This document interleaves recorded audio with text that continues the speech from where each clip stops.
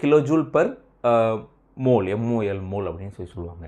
இந்த கெமிக்கல் எனர்ஜிக்கு வந்து எக்ஸாம்பிள் வந்து பார்த்திங்க அப்படின்னா பெட்ரோலியம், அப்புறம் வந்து பார்த்திங்க அப்படின்னா பெட்ரோலியம், நேச்சுரல் கேஸ், ப்ரொப்பெயின், கோல், இதெல்லாம் வந்து பார்த்திங்க அப்படின்னா bio gas, so biomass okay. So இது எல்லாமே வந்து பார்த்திங்க அப்படின்னா நீங்கள் எதுக்கு சொல்லலாம் அப்படின்னா கெமிக்கல் எனர்ஜிக்கு எக்ஸாம்பிளாக சொல்லலாம், சரிங்களா. அடுத்தது வந்து பார்த்திங்க அப்படின்னா உங்களுக்கு வந்து நியூக்ளியர் எனர்ஜி. ஸோ நியூக்ளியர் எனர்ஜினா உங்களுக்கு தெரியும். ஸோ வந்து பார்த்திங்கன்னா நியூக்ளியர் எனர்ஜி அப்படின்னா energy stored in the nucleus of the atom.